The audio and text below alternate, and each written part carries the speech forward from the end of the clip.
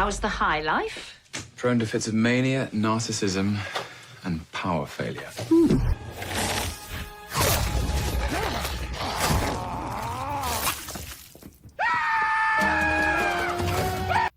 So it seems like there were a lot more Loki variants running around prior to the release of Loki on Disney Plus. And I know that Tom Hiddleston said he's going to portray Loki for as long as he can, but let's just face it, he's Loki, and I don't see anyone, trying to take over that role anytime soon. So it doesn't really matter what you guys do. He's always going to be Loki. But he did this other movie called High Rise, and, it's a pretty interesting film, and he plays a character that's obviously nothing like Loki, but he does kind of dress and remind me of the show Loki. And it's funny because even his character, whose name is Robert Lang, it's almost as if Sylvie and, Scott Lang in some other multiverse ended up getting it on and having a kid who kind of resembles Loki. Anyway, the movie, his character is this guy that's pretty much living, like I said, in a different multiverse. So after the events of Avengers, he goes through a lot of shit and kind of has to sit back and think a bit before being called out to Ragnarok. And he ends up living in this like tall apartment building, and just a bunch of shit goes down. The movie is so interesting. It's very cool. It deals with wealth and just how society works and shit. And just, it's a very interesting plot for a film. But pretty much this man built these apartment buildings, these giant apartment buildings.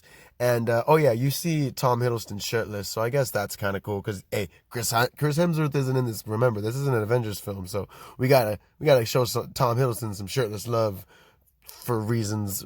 But anyway, so like I said, this man builds these apartment buildings, and Tom Hiddleston's character pretty much just lives in them. Like, he just moves into one, and the guy, the architect, who is played by Jeremy Irons, he's just this wealthy ass dude. He built these apartments because it's a dystopian thriller. So apparently the world's probably fucked up because they make references that the cops never show up, and the building is 100 stories or some shit. It's 120 stories. So everyone on the top floor are obviously the wealthiest. People in the middle floors are the middle class. People on the bottom floor are the shit that people have that have nothing. But they all pay rent. So I'm guessing they pay yearly rent because most of them don't leave, but a lot of them do work. But it's interesting how their lives go on, and there's different shit going on in different levels, different kinds of parties.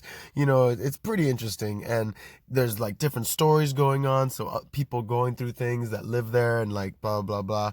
But anyway, so the whole plot of the movie is, it's based off of this novel. First of all, just to say, and I should read it. I like reading, so I'll have to check out this novel because I'm pretty sure there's a lot more details and things in the book that they don't throw in the movie, and it'd probably be so much better. But the whole plot of the movie is that in this big tower, he's got the one apartment tower finished, and he's trying to build 4 other ones. He wants to make this fucking little community building thing. Fucking random money wealth guy. And pretty much the power goes out. They have a power failure and everything goes to shit. I mean, the people at the bottom start trying to mutiny and fucking rising to the top or trying to get to the upper floors because the upper floors of course have backup generators and they just have more power and shit. And the stories start interconnecting and people are assholes and there's fucking just destroying the place and blah, blah, blah. And it's just a lot of shit. But the whole premise is that it's capitalism is done through the wealthy, and the wealthy can fuck over the poor if they want. And Tom Hiddleston is literally just the middleman. He is the man that nothing phases him. He's just trying to move through life. He doesn't really give a shit, and he's just that guy. So as all this shit's happening, he's just kind of wow, this is what your apartment is, huh? Wow, this is pretty interesting. And it almost makes it seem like he's a experiment. They even in one scene they even say oh, is this one of the architect's social experiments? And he's the only person, one of the only few people that actually gets to meet the architect. So it's pretty interesting. But I don't know, it was an interesting movie, and I definitely enjoyed it. I wanted to watch it because I wanted to see Tom Hiddleston as an actor in something other than Loki. I haven't really seen him in anything, so I wanted to see him, playing something other than a fucking demigod or whatever, or a god, a frost giant, whatever he is. And it wasn't really that much of a good film in that respects, because his acting in it was very minimal, and it just, I don't know, he could have done more.